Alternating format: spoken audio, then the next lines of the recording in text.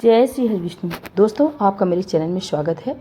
आज हम आपके लिए फिर से एक पौराणिक कथा लेकर आए हैं जिसका नाम है आखिर क्यों विश्वामित्र ने कुत्ते का मांस खाने को हुए मजबूर। जिन ऋषि विश्वामित्र ने भगवान श्री राम और लक्ष्मण को ज्ञान दिया, शस्त्र और अस्त्र की शिक्षा दी, उनका यह हाल कैसे हुआ कि वह कुत्ते का मांस खाने के लिए मजबूर हुए। आइए, महाभारत के शांति पर्व में इसमें विश्वामित्र के कुत्ते का मांस चुराने की घटना का जिक्र है।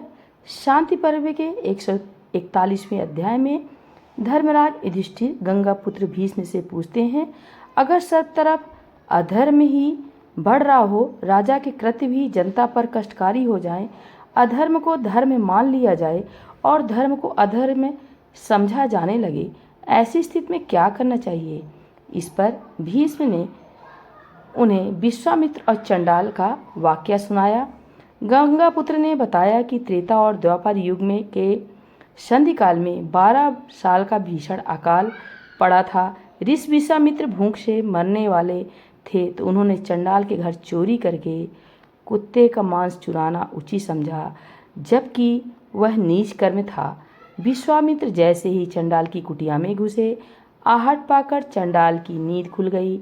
कर्कश आवाज में चंडाल ने कहा, मैं जाग रहा हूँ, सोया नहीं हूँ, तू तो अब मरा। चंडाल की ऐसी बातें सुनते ही विश्वामित्र डर गए, लज्जित भी हो गए, लेकिन साहस बटोरकर बोले, मैं विश्वामित्र हूँ, भूख से पीड़ित होकर यहाँ आया हूँ। परिचय पाकर चंडाल तुरंत हाथ जोड़कर बोला, यह आप क्या कर रहे हैं। विश्वामित्र बस यही कह सके, मैं बहुत भूखा हूँ, मेरे प्राण जा रहे हैं, मैं वह कुत्ते की जांघ लेने आया हूँ, भूख से मेरी चेतना जा रही है, मैं जानता हूँ कि यह अधर्म है, फिर भी कुत्ते की जांघ ले जाऊंगा। तब चांडाल ने उनसे कहा, कुत्ता तो सियार से भी अधम होता है, कुत्ते के शरीर में भी उसकी जांघ का भाग सबसे अधम होता है। प्राणों की रक्षा के लिए कोई दूसरा उपाय सोचिए।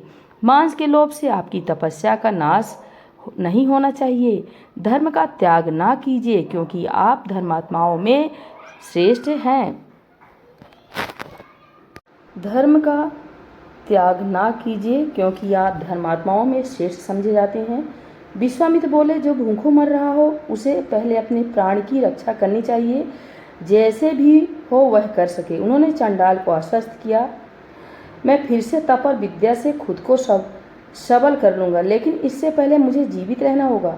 चंडाल ने फिर विश्वामित्र को कहा, इसे खाकर आप कोई बहुत दिनों तक जीवित नहीं रह सकेंगे। ब्राह्मण, क्षत्रिय और वैश्य के लिए 5 नाखूनों वाले 5 प्रकार के प्राणी आपत्तिकाल में खाने योग्य बताए गए हैं। शस्त्र को मानते हैं तो इस मांस को खाने का मन त्याग दे। विश्वामित्र ने फिर कहा, महर्षि अगस्त्य ने वातापी असुर को खा लिया था। तर्क वितर्क लंबा चला, लेकिन आखिरकार विश्वामित्र बोले, कुत्ता और मृग दोनों ही पशु हैं, मैं और मेरे लिए ये दोनों समान हैं। मैं कुत्ते की जांघ अवश्य खाऊंगा। अगर उपवास करके मैंने अपने प्राण दे दिए तो मरने के बाद क्या होगा। हो सकता है इस मांस के खाने से मेरे पुण्य कर्म समाप्त हो जाएं, लेकिन अगर मैं जीवित रहा तो फिर पुण्य कर्म संचित कर लूँगा। विश्वामित्र वह मांस का टुकड़ा ले गए। खाने से पहले उन्होंने उस टुकड़े को देवताओं को अर्पित किया। जैसे ही उन्होंने अग्नि के द्वारा मांस का टुकड़ा देवताओं को चढ़ाया, इंद्र ने सभी प्रजा को जीवन दान देते हुए वर्षा की और अन्य आदि औषधियों को इंद्र आदि देवताओं का आवाहन करके उनके लिए क्रम से विधिपूर्वक पृथक पृथक भाग अर्पित किया। इसी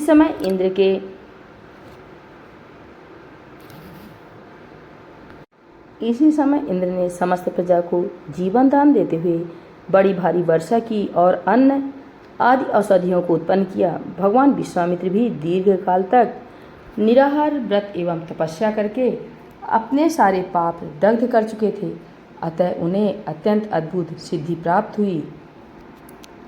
तो दोस्तों, नमस्कार। अगर ये